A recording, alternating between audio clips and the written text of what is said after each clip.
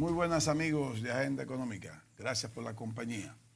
Hoy compartiremos el programa con don Osiris de León, un amigo, colaborador, permanente, participante de este programa. Y como yo digo, ya las personas como don Osiris, que son asiduos visitantes de Agenda Económica, también el programa es de ellos.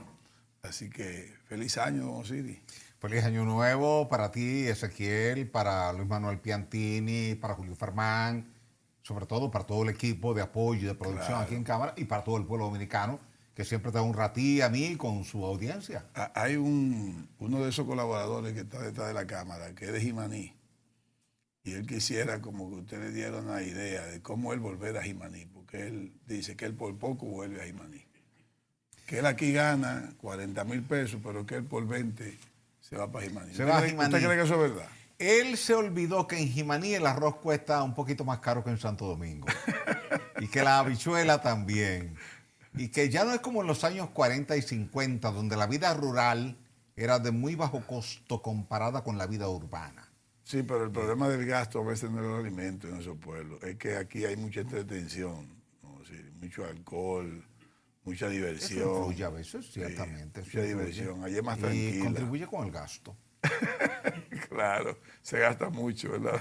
Así es. ¿Qué usted le tiene al pueblo dominicano en el 2024? Así, en 31 minutos, el tiempo que usted considera. Mire, yo espero que el año 2024 sea un año de prosperidad, un año donde no tengamos contingencias de la naturaleza, como hemos tenido en el 2022 y en el 2023. No nos preparamos para noviembre, porque para mí que en noviembre vuelve a llover mucho. Mira, tú sabes que ya la gente está asumiendo noviembre como un mes de eventualidad Sí. meteorológica. ¿Qué dice el niño y la niña sobre Sí, eso? entonces yo creo que eso tiene que llevarnos a nosotros como sociedad a planificar en que eso pueda ser una realidad. Correcto. Que un noviembre cualquiera o un octubre cualquiera tú puedas tener mucha lluvia y tu ciudad tenga capacidad para drenar. Así como nos preparamos para agosto, septiembre, Sí. ahora es para noviembre que hay que También. prepararse. Y sobre todo en Santo Domingo. Santo Domingo es quien ha llevado la peor parte en los últimos 2 noviembres. Y eso ya tiene que tú que utilizarlo como una referencia. No quiere decir que necesariamente vaya a ocurrir así, pero es una posibilidad. Tú sabes que con el cambio climático, que mucha gente todavía duda, de hecho vi en las redes Yo sociales. creo en el cambio climático. En el día de Siempre se lo hoy, he dicho. una Lo que no señora- creo en el calentamiento global. Yo se lo he dicho eso. Cierto. Mira, al final tú tienes una serie de fenómenos que afectan a la sociedad. Y la sociedad lo que hace es adaptarse para poder salir exitosamente de esa contingencia. Si tú sabes que en un mes cualquiera, entre mayo y diciembre, te puede caer todo el agua del mundo, tú tienes que prepararte para drenar toda esa agua. ¿Te faltan estructuras? Bueno, pues vamos a facilitarlas. Tiene que ser drenes franceses, tiene que ser más alcantarillas, tiene que cambiar el código de construcción, de forma tal de que lo primero que tú, como sector público o privado, tengas que hacer siempre al construir, sea pensar en el drenaje. Espérese. Para que no se me vaya la pregunta, porque el protocolo ya lo estoy cambiando. Con usted no hay manera de llevar un protocolo. Antes, cuando llovía más en los campos, Sí. o cuando llueve más en los campos, siempre los campos se inundan poco, salvo las comunidades que están cercanas a los ríos. Sí, Por cierto. dos cosas. Primero, porque los ríos se desbordan, y segundo, porque el dominicano construye a la orilla del río, Sí. regularmente. Por acceso al agua. Y eso crea problemas. Y en las ciudades, como a veces se tapan los invernales, no hay suficiente batería, se inundan las calles porque precisamente no hay suficiente tierra para succionar el agua de concentración. Ahí hágame, entonces, si ya, ¿qué aconseja don Osiris? Para una ciudad cuando llueve mucho o cuando ya parece ser que va a cambiar el régimen y en la ciudad va a llover más, y qué va a pasar en los campos cuando comience a llover más en los campos. Mira, es sencillo. ¿Qué sugiere don Osiris? Es sencillo. Si tú por hacer un ejercicio te vas atrás en el tiempo, antes que existiera Naco, Piantini, Bellavista, La Julia, Evaristo Morales, todo eso era roca desnuda, porosa, permeable. El agua caía y se infiltraba y se iba al subsuelo. Vinimos tú y yo, como urbanistas, levantamos toda una serie de estructuras, pero esas estructuras bloquearon el libre tránsito del agua de lluvia hacia el subsuelo. Correcto. Edificios, estacionamientos, aceras, contenes, calles con asfalto. Bloqueamos. Ahora, ¿qué nos faltó? Una autoridad que nos obligara a ti y a mí a colocar un sistema de drenaje alternativo, que no lo hicimos. Es decir, estábamos tapándole la nariz a la persona, pero no le dejábamos la oportunidad para que respirara. Entonces eso lo hicimos al suelo. Lo bloqueamos en términos de su porosidad vertical. Estamos impidiendo que el agua se infiltre. El agua tiene que escurrir superficialmente y como no haya para dónde salir, se acumula y nos daña los vehículos, nos daña las viviendas, cuando debimos haber tenido instituciones que nos obligaran a poner un sistema de drenaje alternativo. Que cada vez que tú sometieras un plano y yo sometiera un plano, lo primero que te preguntará alguien, venga acá, y cuando venga una tormenta, un huracán, una vaguada, una depresión tropical, ¿por dónde usted me va a drenar el agua? Usted no me ha puesto eso ahí. Inclúyamelo, llévese el plano, reformúlelo y tráigalo para yo aprobarlo. Y la naturaleza tan sabia que creas cañadas naturales y dejamos que la gente también viniera a ocuparla. Porque el urbanista profesional dejó esa área libre por entender que no era urbanizable y se aprovechó el que vino migrando desde la ruralidad al urbanismo y se emplazó ahí porque lo encontró disponible. Pero él no sabía que esa disponibilidad no era circunstancial. Correcto. Era intencional porque es una zona de inundación. Y él la ocupó en el Osama, en el Isabel, el populismo y en la politiquería dejó lo que permitió. Lo permitió. Lo permitió y todo eso hay que desmontarlo dentro de un plan de ordenamiento territorial que le cuesta al Estado. Que es lo que el Estado ha tratado de hacer con la Nueva Barquita, con Domingo Sabio, trató de hacerlo Balaguer en los años 60 con la desmovilización desde los Osama hacia Herrera. Correcto. Y que la gente vendía la casa y volvía. Volvía. Porque lo convirtió en un modo de vida. Correcto. Es decir, si tú como gobierno me das una casa, yo cojo y busco la manera de vender la casa, vuelvo al mismo lugar para que un próximo gobierno me beneficie de nuevo con otra casa. Y aquello se convirtió en una política reciclable. Se reciclaba. Y lo vimos, gente que fue beneficiada con casas en la Nueva Barquita, ya tenían múltiples casas en Domingo Sabio. Exacto. En los últimos años. Solo que ahora se está llevando un sistema que está digitalizado. En un sistema de cómputos. Y cuando a Ezequiel y a Osiris le dan una casita, un proyecto por ahí, aparece en el sistema. Todas las ciudades se inundan. Vamos a quedarnos en la ciudad todavía. Todas las ciudades se inundan. No necesariamente. Pero bueno, no se inundan todas generalmente, pero hay sitios que se inundan en cualquier momento. Vimos el año pasado en Nueva York que mucha parte de Nueva York se inundó por una gran cantidad de agua sobre todo el downtown anormal que cayó. Pero dentro de los conocimientos que usted tiene, si los tiene, que entiendo que sí, ¿cuál es la ciudad que usted ha podido apreciar mejor planificada en términos de urbanismo? En ese sentido de usted ver que no se inunda tanto, que corre, porque Lima tuvo el problema de que no llueve y nunca hicieron desagüe ni nada de eso de invernales y se inundó una vez, pero hace 10 años que pasó eso, porque Lima normalmente... Lima es una zona de no lluvia. Exactamente. No necesariamente desierta, pero no llueve. No, pero fíjate que está en la parte occidental andina, de frente al Pacífico, y cuando tú vas aterrizando en Lima, lo que tú ves allí solamente son techos, pero tú no ves árboles, porque Exacto. no hay lluvia. Exacto, no hay y lluvia. te ves una zona semidesértica, Lima, ok. todo el tramo. Ahora bien, si tú te pones a ver cuál puede ser una ciudad bien planificada de origen, no tienes que ir muy lejos. Tú vas a la ciudad colonial de Santo Domingo. ¿Usted cree? Lo primero que Obando planificó fue el desagüe. Todavía los túneles que diseñó y construyó Obando están en servicio. Y tú puedes entrar mañana con una cámara, a pie, corre. Tú puedes hacer hasta un usted está hablando de más de 500 años. Más de 500 años.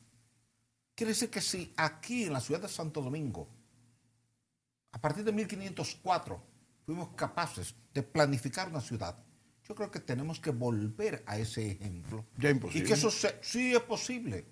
Ahora, ¿qué nos pasa? Lo que nos pasa es que nosotros nos adaptamos fácilmente al status quo. Tú llegas como alcalde a una demarcación y tú sigues lo que había. Y tú no te atreves a plantear en la sala capitular que eso no puede seguir y que hay que comenzar un nuevo modelo. Porque hay gente que te va a decir eso cuesta mucho, eso toma tiempo, no vamos a ser capaces de hacerlo, si nos concentramos en eso se nos va a acumular la basura en la ciudad y los otros servicios, dejemos eso así. Y alguien tiene que hacer un corte entre el pasado y el presente en materia de planificación y urbanismo. Fíjate que la ciudad de Santo Domingo se te ha vuelto un caos de repente en materia de tránsito, pero tiene que ver con eso. Porque cuando tú tienes una ciudad que va creciendo, tus servicios tienen que ir creciendo. Y las vías de comunicación son parte del servicio, Correcto. porque es el servicio de vialidad. Pero el drenaje tiene que ir creciendo, porque tú tienes más gente. Y con el cambio climático es posible que tú tengas 6, 7, 8 meses sin lluvia, pero de repente, en 2 días, te cae toda la lluvia de un año. Y tú tienes que tener ahora capacidad para drenar toda esa lluvia en 4, 6, 8 horas. Entonces, por ejemplo, Santo Domingo, después de lo que tuviste, 4 de noviembre del 2022 y 18 de noviembre del 2023, tú tienes que pensar obligatoriamente en una capacidad de drenaje de 100 milímetros de lluvia por metro cuadrado por hora. Tú no puedes pensar en menos de ahí. Tú tienes que tener siempre una capacidad de drenaje que exceda el evento mayor que tú esperas. Ya. Obligatoriamente. Es como cuando tú vas a construir una pared y que va a resistir un empuje. ¿Cuánto es el empuje? 10 toneladas, pues ya tiene que resistir por lo menos 30. O sea, tú tienes que tener una protección. Y es que tú tienes que tener más capacidad que lo peor que te pueda pasar en un momento determinado. Entonces ya tú estás viendo que en noviembre del 2023 te cayeron 450 milímetros de lluvia. No previsto. Tú tienes que pensar que la ciudad tiene que ser capaz de drenar eso. Pero tú tienes una facilidad. No hay que complicarse mucho. Tú tienes el mar justo del lado sur de la ciudad. Así es. A corta distancia. ¿Qué te impide a ti y a mí hacer trincheras con una fresadora en cada acera de cada avenida norte-sur? Máximo Gómez. Como está la unidad de Cáceres. Sí. Esa tiene un túnel. Tú le haces un túnel y si no quieres hacer un túnel, hazle unas trincheras, llenarlas de grava, tápala y el agua va a drenar por ahí directo al mar. El mar nunca se va a inundar, Ezequiel. No, nunca. No hay forma de que se inunde el mar. No, nunca. No. Por tanto, inaceptable en cualquier parte del mundo que tú digas que una ciudad costera se inundó. La gente dice, pero ¿y tú no tienes el mar ahí? ¿Y por qué el agua no drenó para el mar? Es decir, cuando tú estás diseñando una calle, una avenida, una urbanización, tú tienes que pensar que va a llover. Y que cuando llueve el agua tiene que drenar. Tú no puedes decirle a la sociedad y que la sociedad te lo acepte con aplausos que la obra no estaba diseñada para tanta lluvia. Pero tú vives en el trópico. Pero hay que reitere eso porque no está diciendo Don Osiris que el agua que caiga y como llegue, que llegue. Me explico. No que llegue con toda la basura, con todas las heces fecales que hay en la superficie, si se quiere, de este país. Hay que tener una costumbre. Mira, es que en Santo Domingo tú necesitas, y qué bueno que tú lo tocas desde ese ángulo, 2 sistemas de drenaje. Uno pluvial y uno sanitario. Un pluvial que te permita a ti drenar rápidamente, sin afectación a la población, toda la lluvia que pueda caer en un momento determinado. 1 hora, 5 horas, 10 horas, el tiempo que sea. Supón tú el peor escenario. Un huracán, categoría 5, que se te quede estacionario por 30, 40 horas, como Dorian en Bahamas, que se te quedó 40 horas en el mismo lugar. Todo se inundó. Pero tú tienes que darle capacidad de drenaje a tu ciudad para eventos de ese tipo. Alguien te va a decir, matemáticamente, pero esa es la lluvia de 500 años. Dice, sí, es la lluvia de 500 años, pero me puede caer mañana. Es decir, la estadística no te dice cuándo va a caer. El ser humano hace un análisis estadístico en función del historial pluviométrico en una región y con eso calcula periodos de retorno de ese evento. Pero es un cálculo matemático que estamos haciendo tú y yo desde el punto de vista de las matemáticas clásicas. ¿Cómo tú le impones eso a la naturaleza? No hay manera de que tú obligues. O sea, la naturaleza no tiene que responder obligatoriamente a un cálculo matemático que tú y yo hacemos. En tal virtud, por ejemplo, Haití tuvo un terremoto el 12 de enero del año 2010.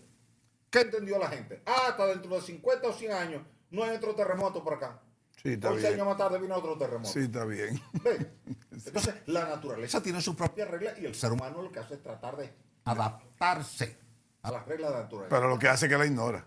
Claro. Entonces, tú tienes que separar los dos sistemas de alcantarillado. El sanitario, que es caro, porque tú tienes que conectar individualmente a todo el mundo, sin excepción, y el pluvial, que tú lo conectas sectorialmente. Pero en tal virtud, tú puedes drenar con un solo sistema 4 o 5 urbanizaciones distintas o sectores distintos. Por ejemplo, Los Prados, San Jerónimo, La Castellana, Las Lauras. Tú lo drenas con un solo sistema desde el sitio de la laguna de las Nuñas de Cáceres. Tú no tienes que ir a conectar a todo el mundo ni a cada calle, Así a cada es, barrio. así es. Tú tomas la parte topográfica más deprimida, Correcto. el cuenco más bajo, y ahí tú pones tu sistema, porque la naturaleza te va a enviar toda el agua ahí a ese punto. Exactamente. Te la va a llevar. Tú no tienes que salirla a recoger. Como lo Ella hace, llega como ahí. lo hace Bellavista y Casicago a la José Contreras. Ajá. Entonces tú tomas un modelo matemático con la topografía. Y entonces tú modelas, ok, la pluviometría. ¿Hacia dónde va el agua? El agua se me concentra acá. Entonces ahí tú tienes tu sistema de drenaje. Ahí tú sacas el agua. Si tú esperas el agua a donde ella llega, en cada sector llega a un punto conocido por la comunidad, conocido por la defensa civil, conocido por el Centro de Operaciones de Emergencia, conocido por los bomberos, conocido por los líderes comunitarios. ¿Dónde se inunda aquí? Allí. Y te llevan directo. Y efectivamente, cuando tú llegas, tú ves que la topografía tiene una depresión en ese lugar, porque el agua se acumula en el punto más bajo. Don Osiris, usted habló de Nicolás de Obando y la zona colonial como un ejemplo. Y le compro la idea, porque es así. Pero, ¿hasta dónde llega esa ciudad que hizo Nicolás de Obando? ¿Llega hasta la Meriño o llega hasta la Palo Hincado? Llega hasta la Palo Hincado. Ok. Entonces, él solamente tomó en cuenta la parte pluvial, porque la sanitaria, con el tiempo, recuerdo yo que se hizo un estudio, creo que fue para los tiempos de Peña Gómez como síndico, que todo el agua de mar que había entre ¿cómo se llamaba el restaurante que era famoso? La Llave. El restaurante La Llave hasta el Guibia, toda esa agua estaba llena de heces fecales. Sí, porque recuerda que toda el agua sanitaria de Gascue que vino después se conectó hacia el mar. Ya. Porque ya en ese momento se entendía de forma errónea que el agua lo lava todo. Ok. Que el agua no acumula, sino que transporta. Sí, porque después los Balaguer lo corrigió esa Que parte. si tú mandas el agua al mar, el mar se encarga de llevarlo al infinito. Recuerdo que rompieron el malecón por un tiempo para resolver ese tema. ¿Por qué tú has visto en muchos países, aquí se ha planteado, y yo no he estado de acuerdo con eso, con un emisario submarino? ¿Qué es? Eso es recoger todas las aguas sanitarias de una ciudad, llevarla por una tubería hasta 3 o 4 kilómetros más adentro y ahí ya descargar. No, pero ¿cómo va Pero a tú ser? estás enviando un contaminante a un medio marino. Pero ¿cómo va a y ser? las leyes ambientales prohíben eso. Claro. Imagínate Claro. que todas las ciudades del mundo estén mandando todo. No, pues entonces tenemos un mar lleno de heces fecales. Claro. Desde el punto de vista ambiental no es admisible. Ya. Vamos a ver si retomamos el protocolo que yo tenía para el ¿Cómo no? programa después de esta pausa comercial.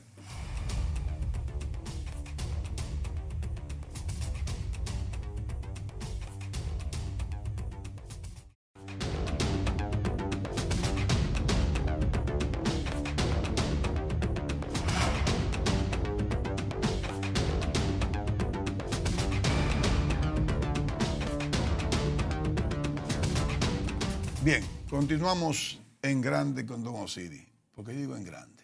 Porque yo quiero que usted me hable de Monte Grande. Van a inaugurar Monte Grande próximamente, creo que el jueves 25. ¿Sí, este jueves? Jueves 25, el próximo jueves. ¿Este jueves? Sí. ¿En qué etapa está? Porque yo siento que esta obra es muy grande. Es una obra grandísima. que se la pidieron a Balaguer, Hipólito más o menos le dio un vistazo, Leonel le dijo más o menos que sí, pero al final quien empezó la obra fue Danilo Medina y quien la continuó también fue, lógicamente, Luis Abinader. Pero Montegrande, por lo que usted ha dicho aquí en el programa, lo que he escuchado de parte suya y de otros, que Montegrande es una obra que tiene muchas cosas colaterales a ella misma. A ella misma. Lo que está terminado es ella misma, pero le faltan todas las obras complementarias. Porque yo lo que vi no es la obra completa. ¿Para qué nos va a servir esa inauguración? No le estoy desprestigiando ni diciendo que no está bien. Si le faltan todas las obras complementarias, no sirve. Mira, Montegrande es un proyecto múltiple. Y todo proyecto de aprovechamiento múltiple tiene múltiples etapas. Correcto. Donde tú no lo puedes hacer todo al mismo tiempo. Porque además no tienes los recursos. Fíjate que tú Pero fue más planificada por todo, porque pensaban que era 100 millones por 200, por 300. Montegrande tuvo una falla administrativa de origen. Exacto. Y fue en un solo contrato colocar la construcción de Montegrande y el recrecimiento no prioritario de Sabanayegua, que yo nunca estuve de acuerdo. Sabanayegua es una presa que nunca se había llenado, nunca ha vertido. Pues una presa demasiado grande, que represa 3 ríos. La Yaca del Sur, el Río Grande y el Río Las Cuevas. Pero es la vertiente sur de Bonao. Donde te cae mucha lluvia es en la vertiente de Bonao, que es la vertiente norte. Pero cuando tú le das la espalda a Bonao y tú miras hacia el sur, que es Asua, la cantidad de lluvia que te cae en Asua es la 5ª parte de la que te cae en Bonao. Por tanto, cuando tú tienes a Tillo del lado norte en el Yuna y tienes a Sabanayegua del lado sur, tú ves que Atillo siempre está llena y vertiendo, pero Sabanayegua siempre está bajita porque no llueve tanto por la altura de la cordillera central. ¿Y por qué le pusieron ahí? ¿Ah? ¿Por qué pusieron ahí? Porque había que represar el río Yaca del Sur. Ya. Para sacar desde ahí el canal Isura. Ok. Yaca del Sur, Asua, que es lo que le ha dado vida agrícola a Asua. Ok, ya. Bien, ahora, ¿qué pasa? A la parte norte de Asua. Porque la parte norte de Asua es el sur de Bonao. La parte oeste de Asua. Ok. Bueno, cuando yo te digo sur, estoy hablando de la cordillera central. Sí, correcto. Que tú la divides en 2 segmentos. Sí, correcto. Segmento norte hacia Bonao y segmento sur hacia Asua. Ahora, cuando ya tú estás en Asua, te concentras en la provincia, en la parte limítrofe con la provincia de San Juan, que es donde está la presa. Exacto. Ahí te llueve la 5ª parte. Te caen 600 milímetros de lluvia. Mientras que en la zona de Bonao te caen 3.000 milímetros de lluvia. Muy diferente. Por tanto, cuando se hace el contrato para Montegrande, y te lo digo, los estudios originales para Montegrande los hicimos nosotros en el año 1991 y 1992. ¿A quién pertenece Montegrande en términos geográficos? A las 2 provincias. ¿A Asua y a San Juan? Y a San Juan, a las 2. Ya. Ellos se disputan, pero le corresponde a los 2. ¿Por qué? Porque cuando tú tomas la cuenca hidrográfica, una parte cae en territorio de la provincia de Asua y otra parte cae en el territorio de la provincia de San Juan. Ya. Ok. ¿Ves? Pero esa presa de Sabanayegua no tiene contraembalse. Y la presa de Sabaneta, que está en San Juan, en el río San Juan, tampoco tiene contraembalse. Por tanto, cuando tú derivas agua para turbinación, el agua se pierde en el mar, por la bahía de Neiva. ¿Y quién va a alimentar Montegrande? Entonces, esas 2 presas. Por eso te lo estoy citando. Sabanayegua. Claro, y Sabaneta. Oh.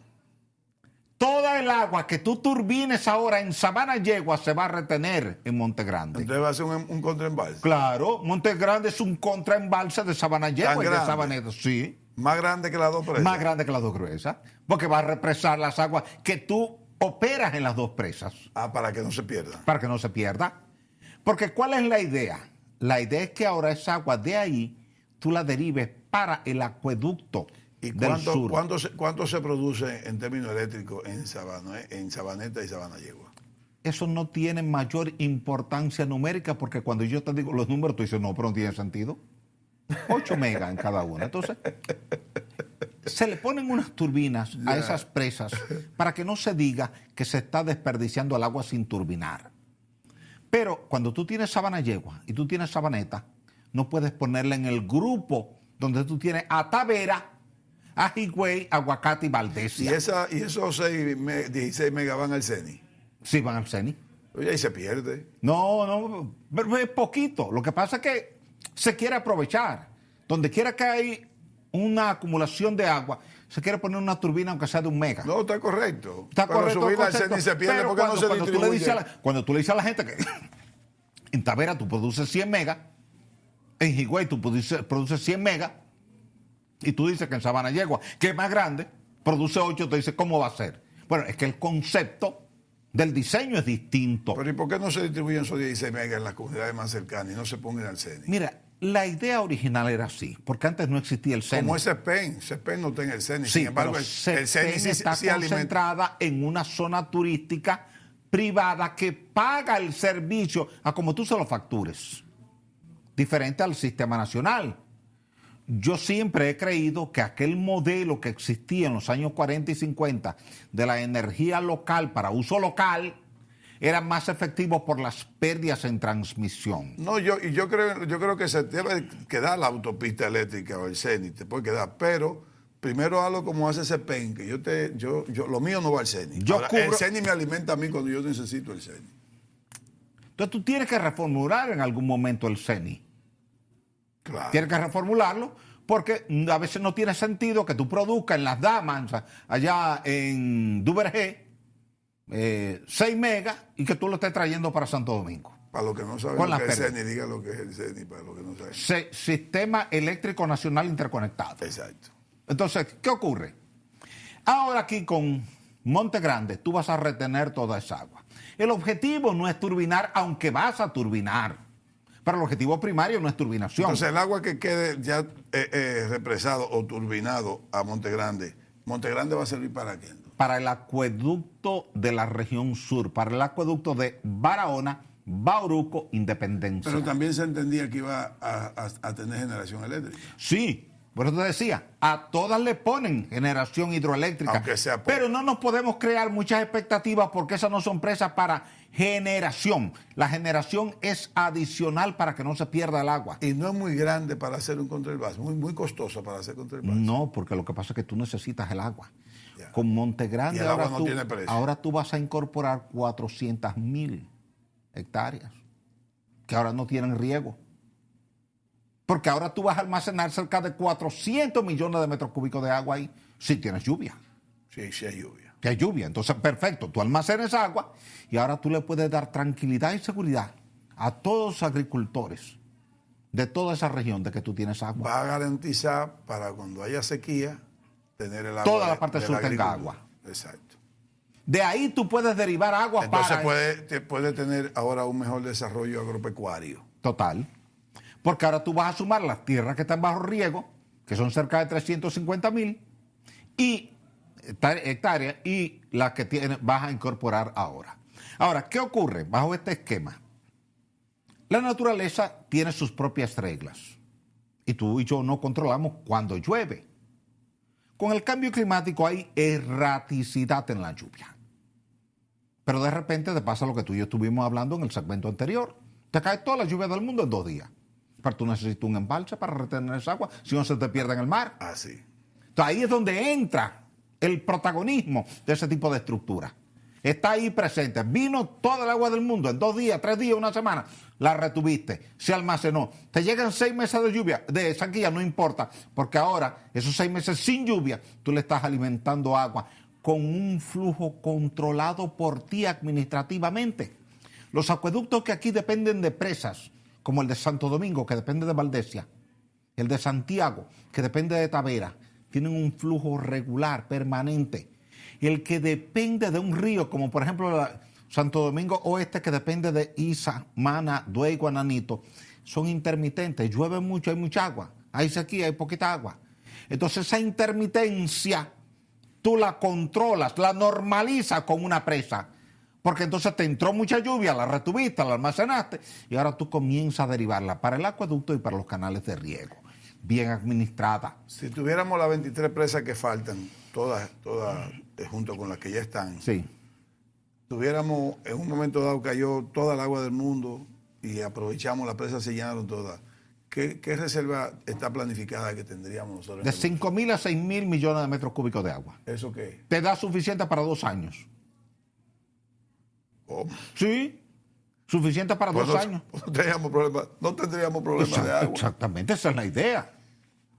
Esa es la idea. Pero entonces, para mí, en un próximo periodo gubernamental, yo siento que eso hay que volcarse completo, don Osiris. Obligatoriamente. Yo siempre he sido partidario y lo hemos hablado tú y yo. Sí. Tú y yo hemos hecho más de una docena de programas de Así presa mismo con Luis es. Manuel Piantini. Así mismo es. Porque Luis Manuel es un entusiasta del tema de las presas. Así mismo es. Cuando tú tienes suficientes presas, es como cuando tu abuelo y tu abuela tenían suficiente tinaja en la casa. No importaba que hubiera sequía, la tinaja estaba llena de agua. El aljibe estaba lleno de agua. Tú dices, yo tengo agua. Y tú podías compartir agua con tu vecino. Tranquilo, confiado que el agua te alcanzaba. Por eso es que aquellas personas que llegan a hacer una gran acumulación de riqueza en buena lid, como se dice, todavía los tataranietos de esa familia pueden estar viviendo de esa Exactamente. riqueza. Porque pensaron con tiempo en cómo construir. Hacer una hegemonía. Exactamente. En este Entonces, caso, tú tienes que hacer eso haríamos con el una agua. hegemonía de agua. ¿Qué tú tienes que hacer? Tú tienes que dividir el país en regiones. Y lo tenemos dividido en regiones. Ahora tú dices, ok, ¿cómo yo le garantizo agua a cada región? Ahí tiene que entrar no solamente el tema de almacenamiento del agua en las presas, Producción. sino el tema de trasvase del agua de cuenca. Y de producción. Porque tú estás hablando, y tú has citado un tema familiar, del tatarabuelo al de hoy. Pero hubo un trasvase de fondo. Correcto. Un trasvase de tu abuelo que tenía a ti, que naciste sin nada, pero te dijeron, mira, tu abuelo te dejó aquí esto en el banco. Y seguir creando riqueza para que no consumir, para que no se te acabe la presa. Lógico. Para tú garantizar mantenimiento de la tasa interna de retorno de ese proyecto. Claro. Todas las presas aquí se han pagado en los primeros 5 o 6 años de operación. Todas. Todas. Sin excepción, todas. Todas. La gente no... ¿Cómo paga una presa su inversión? El agua del acueducto viene a la presa. Eso tiene un valor, aunque el gobierno te la regale, pero tiene un valor. Si la cobrara fuera más rápido. Pero que tiene un... Es que matemáticamente, cuando a ti te piden que hagas un análisis económico de Tavera o de Valdesia, Sí, tú tienes que considerar cuánta agua le están mandando a Santo Domingo y cuánto vale cada metro cúbico de agua, aunque no te lo estén pagando. Correcto. Tú tienes que considerarlo. Correcto. Mira, aquí está el dinero. Mira, aquí está el dinero. Y aquí está el dinero. ¿Dinero es qué? Dinero. Sin mencionar nombre, las embotelladoras de agua, por poner un nombre, pagan el dinero que deben pagar por el agua que... No, porque que te pagan centavos, te pagan 6 pesos por un metro cúbico de agua. 6 pesos por un metro cúbico de agua, que ¿Y tiene cuántos botellones? 264 galones. Y y una botellita tiene 300 cc, 300 mililitros. Y ahí hay 10 pesos. ¿Te das cuenta? Sí, pues es un negocio rentable. Es un tema que hay que organizarlo. Entonces, energía hidroeléctrica. ¿Cuánta energía hidroeléctrica somos nosotros capaces de producir? Nosotros tenemos instalados 650 megavatios de potencia en hidroeléctrica. Un 14, ¿no? Del total. El 14% del total. ¿Cuándo tenemos lluvia? O sea, Si tenemos sequía, no llegamos al 14. Se cae. Sí. Los años que han sido críticos en materia pluviométrica ha sido 5, 6, 7%, porque además el componente térmico ha ido aumentando. Y si tuviéramos todas las presas, pues lleváramos a un 30% por ahí. Tú pudieras, quizás no a un 30, pero pudieras llegar a un 20. Bajar el costo de la energía. Baja el costo de la energía y baja el impacto ambiental. ¿Por qué? Porque no estás emitiendo dióxido de carbono. ¿Qué tú emites cuando tienes la turbina. usas combustibles fósiles? No, porque la turbina está operando con agua. Ya. Pero Ahí no hay combustible. la que menos impacto ambiental tiene es la solar. No la hidroeléctrica. La hidroeléctrica. La solar también. Porque ninguna de las dos están consumiendo combustibles fósiles. ¿Cuál cuál es en escala donde 1 es la que más daño ambiental hace y 5 es la que menos daño ambiental Mira, las hace? que más daño hacen evidentemente son las de carbón, número 1. Carbón. Número 2, las de derivados del petróleo. Búnker C número 6. Ya. Número 3, las de gas.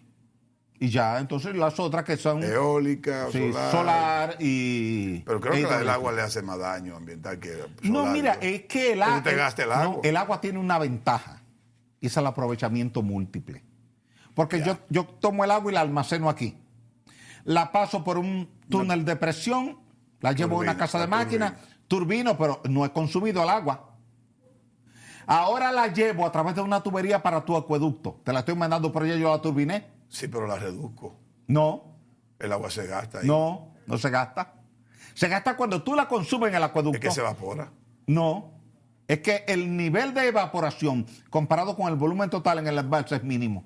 O se Hay condensa, evaporación o se en el con- embalse. hay evaporación. O hay evaporación o Sí, hay una cámara de pero condensación. recuerda, mira, ciertamente hay evaporación. Sí. Porque siempre que el agua esté expuesta a la radiación solar en un clima tropical hay evaporación. Claro. Pero esa evaporación no se pierde porque ya se condensa. Allá.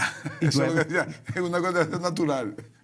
Sí, se condensa ya y vuelve y te llueve. Claro. Te vuelve y te cae. Es como la producción de sal. Sí, es Hay un una circuito condensación, cerrado. exactamente. Por eso en el agua se llama Es el circular. ciclo del agua. El agua se evapora, se condensa, precipita, escurre Ya. como flujo y vuelve al mar y vuelve a evaporarse. exacto. Es un circuito cerrado. Sí. Entonces, cuando tú tienes una presa, hay un poquito de evaporación, pero esa evaporación no se va del planeta. Se queda en el planeta y te ¿En cae qué la tiempo lluvia. tendrá el mundo no producción energética de productos? ¿De combustibles fósiles? Sí.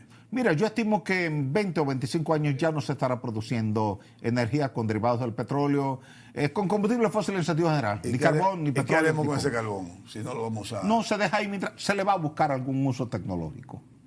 Hoy día uno de los elementos más utilizados en la ingeniería es la fibra de carbono. Ya. Sí, porque hay Fibra de mineral, carbono. es que hay La mineral fibra de ahí. carbono resiste más que el acero. Sí, correcto. Entonces muchas Y es más columnas liviano, y vigas y es más más liviano. liviano. Bueno, en la aviación se está usando fibra de carbono. Sí. Los automóviles se están haciendo los lujosos con fibra de carbono. Por tanto, tú puedes seguir usando el carbono. ¿De dónde? Del carbón. No hay inconveniente. Hay que en eso. tener un poco de cuidado con lo liviano en el aire. ¿eh? No. La tecnología va hacia allá. Reducir el peso. Volvemos en la próxima, después de la pausa.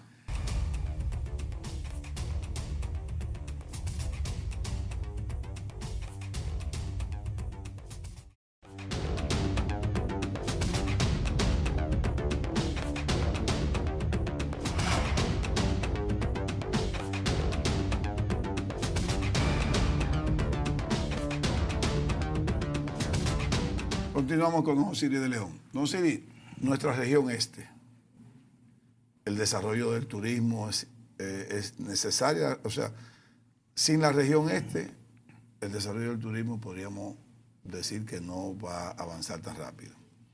Pero el este necesita para ese desarrollo turístico agua y sobre todo una política sanitaria correcta. Hay muchos pozos que ya están prácticamente, diríamos, no agotados, pero hay un abuso de ellos. ¿Dónde podremos nosotros y dónde podrá el gobierno o en el próximo cuatrienio hacer presas en el este que entendamos que van a recibir agua? Porque el este tiene para mí dos grandes ríos, que es Chabón y Soco. Después no conozco ningún otro río a menos que no sea agua subterránea. Usted dirá. Comencemos por ahí, por esos dos ríos que tú citas. Chabón y Soco. Súmale el Zanate, súmale el Duey, súmale el Yuma y después súmale el Iguamo en San Pedro de Macorís. Cada uno de esos ríos amerita una represa. Y luego ¿Y una hay segunda... sitio para ir? Sí, hay. Los hemos identificado. Lo que no ha habido es la disponibilidad económica para construir las presas. Las presas cuestan. No se le ha puesto dinero, pero disponibilidad ha habido. Bueno, en sentido general hay un presupuesto, lo que ocurre es que cada presupuesto siempre está muy cargado de muchas demandas de muchas comunidades. Si tú Pero eres que hay un presidente- desarrollo turístico que va a necesitar eso. Sí, por eso se llegó a un acuerdo hace varios años en que la hotelería del este asumiera la inversión para la construcción de la presa en el río Chabón y para el acueducto múltiple de la región este. Como asumió en parte de la autopista del Coral. Claro. Y es rentable. Claro. Vender agua Muy y vender rentable. energía siempre va a ser rentable. Porque son servicios demandados por toda la población. Como vender un servicio sanitario es rentable. Si hay todo un sistema de alcantarillado sanitario y todo el mundo tiene que conectarse, tú no te vas a quedar sin conectar para ahorrarte 2.000 o 3.000 pesos. Tú te vas a conectar, sobre todo si hay una ley que te obliga. Entonces ahí tú tienes que tener un plan conjunto de toda la región este que incluya Romana, Bayahíbe, Boca de Yuma, Capcana, Punta Cana, Bávaro, Macao, Nisibón y Miches. Y esa franja luego se extenderá hasta Sabana de la Mar. Por tanto, desde Sabana de la Mar hasta La Romana, tú vas a estar dando la vuelta con un complejo hotelero que será uno de los mayores en la región del Caribe. ¿Qué río pasa por el Ceibo? Por el Ceibo. Porque es que en términos geográficos, y usted me corrige, para mí es el lugar, el Ceibo, la provincia que tiene más facilidad de hacer una presa, pero no tiene agua. No le llega. Mira, no te llueve tanto, pero el río Soco, Llega. que está entre San Pedro y La Romana, te llega en la zona. Y lo que pasa es que tanto los ríos de Atomayor como del Ceibo se han cargado de contaminantes Correcto. urbanos porque la gente lo ha utilizado Correcto, como cloaca. correcto. Y eso implica un tiempo de educación a la población para convencerles de que hay que suspender esa práctica. Porque esa práctica atenta contra nosotros mismos, porque es contra tu salud. Cuando tú vives aquí arriba y yo vivo aquí abajo, tus desechos que se lanzan aquí me afectan a mí. Pero si mañana eres tú que vives aquí y estás afectado por los desechos míos. Por tanto, todos tenemos que ponernos de acuerdo en cambiar esa práctica, ese estilo. Y los gobiernos, tanto el gobierno nacional como los gobiernos locales, tienen que trabajar en ese ordenamiento territorial. Es decir, tú y yo no podemos estar violando la ley, eso viola la ley. Exacto. Hay una ley ambiental que te pone un tope, te dice, mira, cualquier efluente tuyo, industrial o doméstico, no puede tener más de 1000 como número más probable de coliformes totales, ni más de 400 como número más probable de coliformes fecales. Por ejemplo, cuando yo hice aquel estudio para el juicio con el tema de la JUN, mandé a tomar muestras del lixiviado con un notario público, lo mandamos al laboratorio certificado de la casa, y el número más probable de coliformes totales fue 1.6 por día a la 11, 160.000 millones. Oh. Y el límite no puede estar más de 1000. Inmediatamente el juez dictó sentencia. Entonces, eso es aplicar la ley de forma correcta. Entonces, tú tienes que hacerlo con los núcleos urbanos. Ahora, mientras a ti y a mí nadie nos pone una sanción, porque derivamos aquí en Santo Domingo Oeste, todo el mundo deriva el agua negra de su sanitario hacia la cañada, seguimos. Hasta que un día venga una comunicación y dice, mire, usted tiene 60 días para cambiar el sistema. Como yo he visto en mucha agua, casas que se han hecho de rico o de gozo, y tienen todo el desagüe. Un tubito de PVC para drenar el agua hacia allá. Porque baño. Entendemos de forma incorrecta que el agua se lleva todo. Sí, así es. Y esa agua va para una presa, claro, que al final sirve para agua. Como para agua tuya. Exacto. Entonces tú te estás tomando el desecho tuyo. Correctamente. Y eso no es correcto en ninguna sociedad. Y eso tenemos que resolverlo. ¿Cuánto se necesitaría para hacer las 4 presas en el este? Cada presa esa te puede estar costando entre 250 y 300 millones de dólares. Esa cantidad de dinero es insignificante comparada con lo que ella te da en 5 años. Está barato. Eso no es Póngale dinero. 2.000 millones. Eso está barato. Para las 4. Está barato. Tú resuelves todo el problema del este. Mira, tú citabas ahorita el tema de los pozos. Toda la hotelería del este depende de pozos. Así es. No hay una toma de agua superficial. Eso no puede ser. No. Porque cuando empezó sí podía ser. Porque era un solo complejo hotelero. Correctamente. Y después 2. Y después 3. Correctamente. Pero ya hoy día tú tienes 50.000 habitaciones ahí. Así es. Y cada habitación te está demandando 1 metro cúbico de agua por día. Aparte de las villas. Entonces, ¿qué ocurre? Tú tienes obligatoriamente que poner en tu agenda de trabajo urgente un sistema de agua superficial para esa zona. Y el mejor sitio es el Chabón, ahí. Bueno, Ahora, tienen que ponerse de acuerdo los empresarios de la zona con el gobierno para ver cómo se hace y que todo el mundo sienta que está aportando una solución. ¿Por qué las dunas de Baní no son solo arena? Mira, las dunas de Baní, que son un depósito de arena de playa milenario. Natural. Sí, eso tiene cientos de miles de años. Nadie fue a vertir arena. No, todo lo contrario. O sea, el viento empujaba la arena de playa y la acumulaba en montículos. Hubo un ministro que dio permiso para que cojan la arena para construcción. La arena de Pañeta de Santo Domingo venía de las dunas de Baní. Nosotros tuvimos, cuando éramos parte de la Comisión Nacional para el Medio Ambiente en el gobierno de Balaguer, Tuvimos que ir a una comisión, el profesor Marcano, Eleuterio Martínez, Cuevas y yo, y hacer un informe. Estaba el coronel Candelier en la dirección forestal y se suspendió. No, pero recientemente hubo otro más permiso. Pero en la prensa de hoy está publicada una fotografía de una vivienda nueva que han construido en medio de las dunas de Baní. Ahí sí. Entonces, eso no puede ser aceptable dentro de un patrimonio que es de todos los dominicanos y que es único. Son las únicas dunas importantes que tú tienes en el país. Porque las otras dunas que tú tienes son chiquitas. Las que tú tienes en Barahona, en Puerto Alejandro, son chiquitas. Ahora, dunas con promontorios elegantes solamente tienes en Baní. Entonces tiene un valor geomorfológico. ¿Y qué eso importancia es un patrimonio. tiene? ¿Qué importancia tienen en términos ambientales? En términos ambiental te permite estudiar el paleoclima regional. Perfecto. De dónde venía el viento, cómo eran esas arenas, cómo se acumularon y cómo ha cambiado el clima a lo largo de los últimos 100.000 años en esa zona. Entonces todo eso es importante desde el punto de vista de la ciencia. Y eso tú tienes que considerarlo en la ecuación. Y hay gente que lo ve simplemente como arena. Sí. Bueno, eso es arena, pero yo puedo sacar esa arena para el pañeta de... Porque tú sabes que la granulometría de esas dunas es muy uniforme. La curva granulométrica es casi perfecta. No hay que trabajarla. No hay que trabajar nada.